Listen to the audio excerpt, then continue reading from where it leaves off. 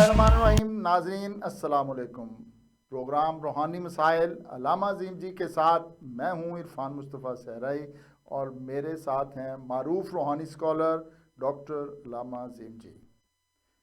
नाज़रीन, इरशाद बारी ताला है कि ऐ ईमान वालो, जो कुछ हमने तुम्हें दिया है इसमें से वो दिन आने से कबल अल्लाह के रास्ते में खर्च कर लो कि जिस दिन ना कोई तजारत होगी और ना दोस्ती काम आएगी और ना ही कोई सिफारिश चलेगी। हम इंसानों को जो भी अनायात और भलाइयाँ मिलती हैं वो सब अल्लाह ताला का फजल व करम है। लिहाजा ये हमारा फ़र्ज़ है कि हम इस अता करदा रिज़्क़ से गरीबों, मस्कीनों, लाचारों और मजबूर, ज़रूरतमंदों, यतीमों और बेसहारा लोगों की मदद करें। अल्लाह ताला ने कुरान पाक में मुतअद्दिद मुकामात पर और रसूल सल्लल्लाहु अलैहि वसल्लम ने अपने फरामीन मुबारका में सदका और खैरात की फजीलत और अहमियत वाज़ेह अल्फाज में बयान की है। हम सदका खैरात करके अपनी मुश्किलात आसान दुआओं की बदौलत अपनी ज़िंदगी में तब्दीली ला सकते हैं। हम डॉक्टर अल्लामा अज़ीम जी से दरख्वास्त करेंगे कि वो हम सब के लिए दुआ फरमाएँ। जी अल्लामा जी, दुआ फरमाइए। मैं शुक्रगुजार हूँ क्यूटी का कि इस मुश्किल वक्त में हम जो अपना प्रोग्राम रूहानी मसाइल का ये दुआ से शुरू कर रहे हैं। इस वक्त पाकिस्तान में सैलाब आ रहा है और बेशुमार लोगों के शहादतों की इतला है। अल्लाह तबारक तआला हमारे मुमलकत खुदादाद पाकिस्तान पर अपनी रहमत नाज़िल फरमाए। सैलाब की और दूसरी जितनी भी आफतें हैं, मुसीबतें हैं, उससे हमारे मुल्क को अल्लाह ताला महफूज फरमाए और तमाम अहले वतन पाकिस्तानी जहां जहां भी दुनिया में रहते हैं अल्लाह ताला उन सब की हिफाजत फरमाए। उम्मत मुस्लिमा में इत्तेहाद इत्तेफाक व आमीन। अल्हम्दुलिल्लाह रब्बिल आलमीन हम्दन युवाफी निअमतहु काफी मजीदहु। अल्लाहुम्मा सल्लि अला सय्यिदिना मुहम्मद व अला आलि सय्यिदिना मुहम्मद व बारिक वसल्लिम। या अल्लाह, तू मेहरबान रब है, तू रहमान और रहीम है। ए अल्लाह, हमारे सगीरा कबीरा गुनाह को माफ फरमा, हमारे वतन के ऊपर अपनी रहमत नाज़िल फरमा और हमारे हुक्मरानों को, हमारे सियासतदानों को हुजूर अकरम सल्लल्लाहु अलैहि वसल्लम की सच्ची पक्की मोहब्बत और फलाह इंसानियत के लिए काम करने की तौफीक नसीब फरमा। ए अल्लाह, जितने भी हमारे दोस्त अहबाब सैकड़ों की तादाद में जिन्होंने व्हाट्सएप पर हमें इस प्रोग्राम के हवाले से जो है वो पैगाम भेजे हैं और अपने लिए दुआ के लिए कहा है, इस वक्त उनके नाम लेना मुनासिब और मुमकिन नहीं होगा। ए अल्लाह, तू उन सब के नामों को, कामों को जानता है, उनकी हाजात को जानता है। अपने फजल से, अपने करम से जिन जिन बंदगान खुदा ने, जिन जिन हमारी बहनों ने, बेटियों ने हमें दुआओं के लिए कहा है, ए अल्लाह, हम आजिज हैं, तेरे बंदे हैं, तू अपने शान से उनकी दुआओं को मंजूर और मकबूल फरमा। अल्लाहुम्मा रब्बना ज़लमना अनफुसना व इल्लम तग़फिर लना व तरहमना लनकूनन्ना मिनल खासिरीन। अल्लाहुम्मा रब्बना आतिना फिद दुनिया हसनतन व फिल आखिरति हसनतन व क़िना अज़ाबन्नार। अस्तग़फिरुल्लाहल अज़ीम अल्लज़ी ला इलाहा इल्ला हुवल हय्युल क़य्यूम वतूबु इलैहि तौबत अब्दिन ज़ालिमिन ला यमलिकु लिनफ़्सिही दर्रन वला नफ़अन वला मौतन वला हयातन वला नुशूरा। अल्लाहुम्मा या मुक़ल्लिबल क़ुलूब सब्बित क़ल्बी अला दीनिक। या अल्लाह, हमारी दुआओं को मंजूर मकबूल फरमा। ए अल्लाह, हमारे जितने भी आबा और अजदाद में छोटे बड़े फौत हो गए उन्हें जन्नतुल फ़िरदौस में जगह अता फरमा और अल्लाह जो हयात है, ए अल्लाह, उन पर अपनी रहमत नाज़िल फरमा। हालिया पाकिस्तानी सैलाब में जो लोग शहीद हुए हैं, ए अल्लाह, या मुतासर हुए, तो उनकी गैब से मदद फरमा और अपना फजल फरमा और मुतवफ़ीन को जन्नतुल फ़िरदौस में जगह अता फरमा। या अल्लाह, हमसे राजी हो जा, रज़ा वाली जिंदगी, खया वाली जिंदगी अता फरमा। आमीन व सल्लल्लाहु अलैहि वसल्लम। जी जी नाजरीन, इस रूह परवर दुआ के बाद आपके सवालात की जानब बढ़ते हैं हम। डॉक्टर अल्लामा अज़ीम जी, पहला सवाल लंदन से मंजूर हुसैन पूछते हैं कि क़यामत कब आएगी और इमाम मेहदी का नज़ूल कब होगा, اس سے متعلق بہت سی باتیں کی جاتی ہیں، بہت سے دعوے بھی سامنے آتے ہیں۔ آپ درست رہنمائی فرمائیں اور حقائق سے پردہ اٹھائیں۔ جی علامہ اللہ کے رسول صلی اللہ علیہ وسلم نے قیامت کی نشانیاں واضح بتائی ہیں، اور جب اللہ کے رسول صلی اللہ علیہ وسلم قیامت کی نشانیاں بتا رہے تھے تو صحابہ اکبار کو تھوڑا سا بادل بھی کالا آ جاتا تھا تو دوڑ کر حضور اکرم سرور کونین صلی اللہ علیہ وسلم، تو آپ خود مسجد میں تشریف لے جاتے تھے تو حضور سے پوچھتے تھے، تو حضور اکرم صلی اللہ علیہ وآلہ وسلم فرمایا کہ بس اس کے لیے قیامت کی جو ہے وہ تیاری کی جائے، بجائے اس کے کہ اس کی پوچھ گچھ کی جائے۔ اسی طرح سے امام مہدی علیہ السلام کے بارے میں رسول اللہ صلی اللہ علیہ وسلم کی واضح احادیث ہے، اور حضور اکرم صلی اللہ علیہ وسلم کی حدیث کے مطابق وہ جو ہے جب امام مہدی آئیں گے وہ شریعت کا علمبردار ہوں گے، شریعت کا جھنڈا بلند کریں گے، اور قرآن و سنت کی ترویج کے لیے وہ تشریف لائیں گے۔ تو جو ہمارے جیسے گناہ گار لوگ ہیں جنہوں نے کوئی عمل نہیں کیا ہوتا، وہ پھر اس وقت جو ہے وہ دھوکے میں رہیں گے۔ ہمیں تو چاہیے یہ کہ ہم ابھی جب کہ امام مہدی علیہ السلام جب آئیں گے وہ اسلام کی طرف لوگوں کو دعوت دیں گے، گمراہی لوگوں کی ہدایت کا ذریعہ بنیں گے۔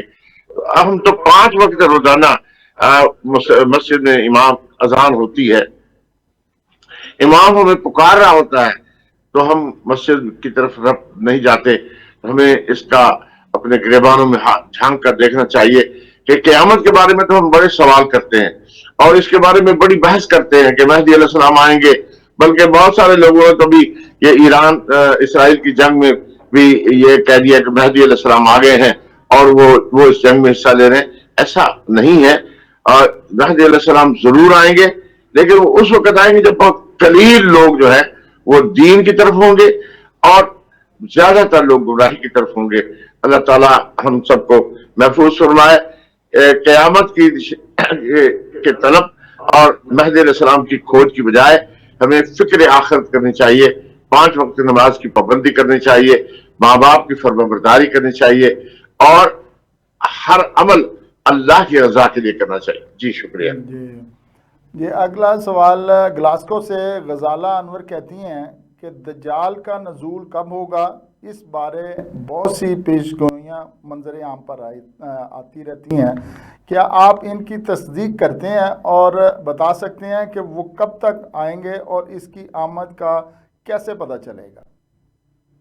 یہ ایک بہت واسط سبجیکٹ ہے، اس کے اوپر پورا پروگرام کیا جا سکتا ہے، لیکن میں آپ سے عرض کروں کہ رسول اللہ صلی اللہ علیہ وآلہ وسلم مغرب عشاء کی نماز کے بعد جب لوگ گھر چلے گئے تو ایک صحابی جو ہے وہ اس وقت پہنچے جو کہ بہت بڑے پادری تھے اور اسلام قبول کرنے کے لیے تشریف لائے تھے، اور ان کا نام تھا تیمنداری۔ وہ تیمنداری جب تشریف لائے تو انہوں نے حضور اکرم صلی اللہ علیہ وسلم سے جو باتیں کی کہ ان کا جو جہاز تھا وہ ٹوٹ گیا، پھر وہ ایک سمندر کے اندر ایک کشتی کے اندر 3 دن تک بھٹکتے رہے، اور پھر ایک جنگل میں گئے، وہاں پر ایک بہت بڑا جانور تھا جس کا نام کنساشا تھا، اور وہ بولتا تھا انسانوں کی طرح سے۔ تو اس نے کہا کہ آپ کو یہاں آگے جانا پڑے گا۔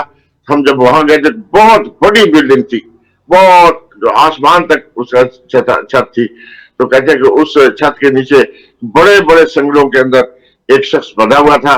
تو اس نے کہا کہ ہاں تم لوگ آ گئے، تو کیا خاتم النبیین کا ظہور ہو گیا؟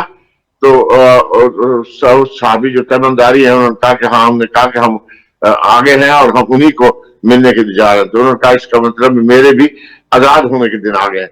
تو بات یہ ہے کہ رسول اللہ صلی اللہ علیہ وسلم کے زمانے میں ہی دجال کے آنے کی جو ہے وہ خبریں تھیں، لیکن دجال اس وقت آئے گا جب وہ یہ قیامت بہت قریب ہوگی، اور دجل کہتے ہیں فتنے کو، اور دجال تو آ ہی چکا ہے، کیونکہ آپ دیکھ رہے ہیں کہ ہم لوگ اذان سنتے ہیں لیکن پیٹ کر کے مسجد میں چلے جاتے ہیں، اور ایک ہی قرآن ہے، ایک ہی اللہ ہے اور ایک ہی رسول صلی اللہ علیہ وسلم ہے، لیکن ہمیں کوئی شیعہ بن گیا، کوئی بریلوی بن گیا، کوئی دیوبندی بن گیا، ہمیں مذہب کو اسی کو حق بنا کر اور دوسروں کو کافر بنا کر جو ہے وہ ہم زندہ ہو رہے ہیں اور جہاد بھی کر رہے ہیں، ایک دوسروں کا قتال بھی کر رہے ہیں۔ اللہ تعالیٰ ایک اللہ وحدہ لا شریک اور خاتم الانبیاء محمد رسول اللہ، اور ایک قرآن پر ہم سب کو متحد ہونے کی توفیق عطا فرمائے، اور اللہ تعالیٰ ہمیں اپنے محبوب مصطفیٰ سرور کونین صلی اللہ علیہ وسلم کی سنتوں کے اوپر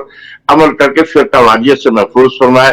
انشاءاللہ دجال سے آپ محفوظ رہیں گے جب تک آپ دامن قرآن کا دامن تھامے رہیں گے انشاءاللہ۔ جی علامہ جی، اگلا سوال مانچسٹر سے حسیب اختر کہتے ہیں کہ میری بیوی مجھے دھوکہ دے رہی ہے اور میں اسے دھوکہ دے رہا ہوں، ہم دونوں ہی جانتے ہیں مگر خاموش ہیں اور ایک دوسرے کے ساتھ دھوکے کی زندگی گزار رہے ہیں، ہم کیسے سچائی کو فیس کر سکتے ہیں اور کیسے دوبارہ اصل زندگی کی جانب لوٹ سکتے ہیں؟ کوئی عمل، کوئی ایسی تدبیر فرمائیں کہ الجھا معاملہ سنبھل جائے۔ آپ کو زیادہ کوئی عمل کرنے کی ضرورت نہیں ہے، دھوکہ جو ہے وہ آپ بھی دے رہے ہیں، وہ بھی دے رہے ہیں، اور آپ کی سچائی کا علم بھی ہے، تو آپ اس سچائی کو تسلیم کر کے ایک دن دونوں مل بیٹھیں اور دونوں مل کے ایک دوسرے کو اپنا سچ بتا دیں، اور اپنے گناہوں کے بارے میں نہ اظہار کریں، ایک دوسرے کو گواہ نہ بنائیں، لیکن اگر آپ اللہ کے سامنے سچے دل کے ساتھ توبہ کر لیں تو انشاءاللہ تعالی اللہ تبارک تعالیٰ آپ کو کے اوپر اپنا فضل فرمائیں گے۔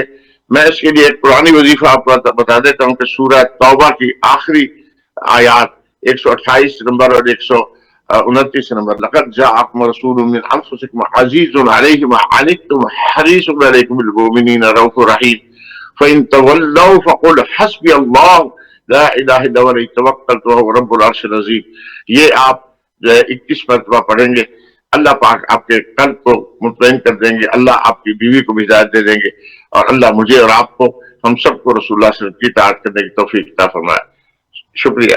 جی اگلا سوال علامہ جی بریڈ فورڈ سے ملیہ جعفر کہتی ہیں کہ اس ماحول میں رہتے ہوئے مذہب سے دور ہی نہیں ہوئے بلکہ بری عادت ہو گئے ہیں، اس چیز کو ہم چھوڑ رہے ہیں نہ ہی چھوڑنا چاہتے ہیں۔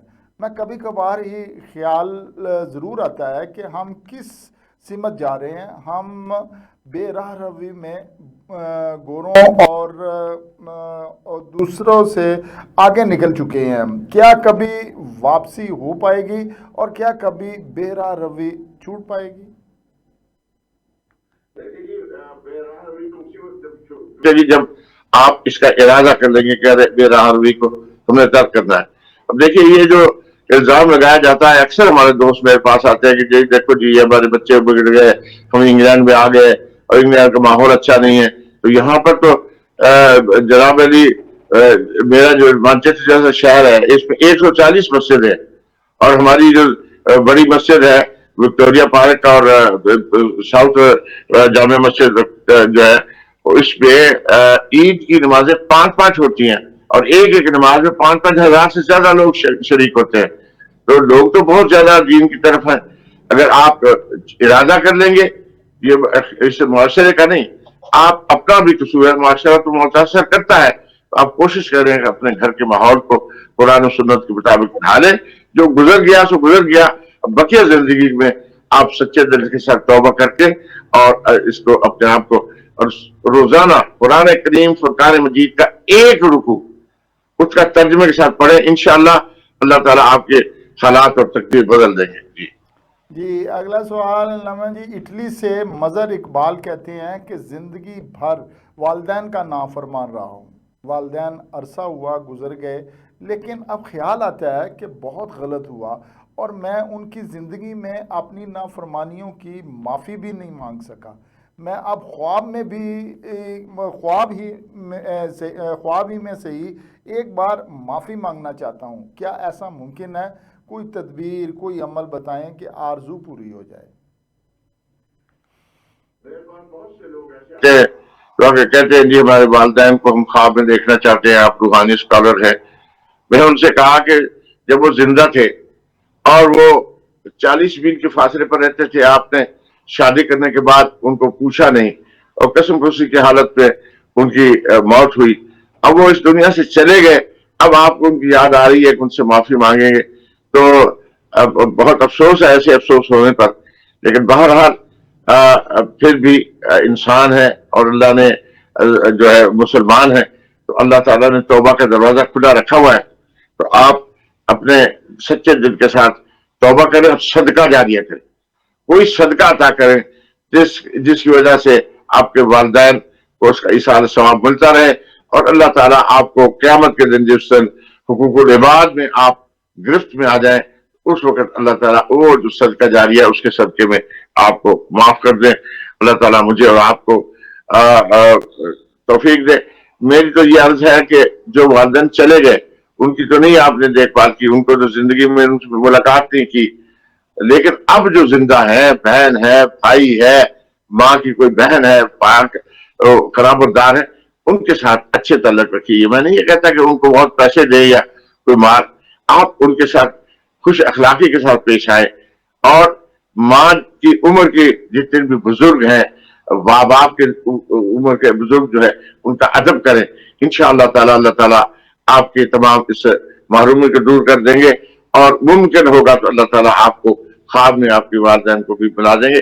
خواب میں مل کر اگر آپ معافی مانگ بھی دیں گے تو اس کا کوئی فائدہ نہیں ہوگا جب تک کہ آپ اللہ کو راضی نہ کریں اور کوئی صدقہ جاریہ نہ کریں جو اب آپ کے والدین کو قبر میں فائدہ پہنچا سکے. جی جی، اگلا سوال فرانس سے مقصود گوہر کہتے ہیں کہ میں نے جس کے ساتھ بھی بھلا کیا ہے اس نے ہی مجھے نقصان پہنچایا ہے، وہی میرا دشمن ہو گیا ہے. میرے پاس مخلص دوست کی کم اور دشمن بہت زیادہ ہیں. میں ان دشمنوں کا خاتمہ چاہتا ہوں. آپ جتنا ہدیہ کہیں گے میں دوں گا. مجھے کوئی ایسا عمل بتائیں کہ سارے دشمنوں کا خاتمہ ہو جائے. یہ لامہ یہ تو بڑا زبردست آپ نے بات کی، کیونکہ میرے پاس ایک ہتھیار ایسا ہوتا نا جیسے، تو میں وہ جو ہے وہ ایران کے صدر کو بھیج دیتا تاکہ وہ اسرائیل کو ختم کر دیتا. اصل بات ایسی ہے کہ آپ پہلے یہ تو سوچیں کہ دل کے اندر دشمنی کو پالنے سے آپ کے قلب میں ہی کسادت آئے گی. آپ مولا علی کے اس قول کو دیکھیں کہ جس سے کے ساتھ آپ نیکی کر رہے ہیں اس کے شر سے بچے. تو اور یہ تو بہت پرانی بات ہے، حضرت مولا علی کی بات ہے. اس دور میں تو ہے ہی ایسا کہ مطلب کی دنیا ہے ساری. اللہ تعالیٰ ہم سب کو محفوظ رکھے. میں یہ نہیں کہتا کہ کسی کے ساتھ اخلاص کے ساتھ، آپ کیا اخلاص کے ساتھ کسی کی مدد معاون کرنا اللہ کے مقبول ہے، اس کا اجر آپ اللہ سے مانگے. اس بندے سے اگر آپ اجر مانگنے کے لیے کر رہے ہیں تو پھر آپ بھی شرک کر رہے ہیں. اللہ تعالیٰ مجھے اور آپ کو سمجھ عطا فرمائے، اور دشمن کے جو ہے ان سے حفاظت کے لیے آپ جو ہے یا ان کا مقابلہ کرنے کے لیے حسبنا اللہ ونعم الوکیل، ایک تسبیح، 5 وقت کی نماز کی پابندی، قرآن پاک کی تلاوت، انشاءاللہ آپ کا دشمن جو ہے وہ آپ سے دور بھی ہو جائے گا، اور اگر وہ باز نہ آیا تو اللہ تعالیٰ اس کو جو ہے برباد کر دیں گے. آپ کو پریشان ہونے کی ضرورت نہیں. کتنے دشمنوں کو ہم ماریں گے، کیونکہ فوج تو آپ کے پاس ہے نہیں. اگر آپ کے پاس ایسی فوج ہو بھی جیسے کہ مودی کے پاس تھی تو کیا کر لیا. بہادر چاہیے آپ کو کہ اپنے دل کو آپ بدلیں اور ایمان اپنے اندر پیدا کریں اور معاف کرنے کا جذبہ پیدا کریں. انشاءاللہ اللہ پاک آپ کی یہ دنیا بھی اور آخرت بھی بنا دیں. بہت مہربانی. جی ناظرین، یہ آپ کے سوالات تھے اور ان کا جواب ڈاکٹر علامہ عظیم نے دیا. اس کے ساتھ ہی پروگرام کا وقت ختم ہوا جاتا ہے. عرفان مصطفیٰ صحرائی اور ڈاکٹر علامہ عظیم کو اجازت دیجیے. اللہ نگہبان.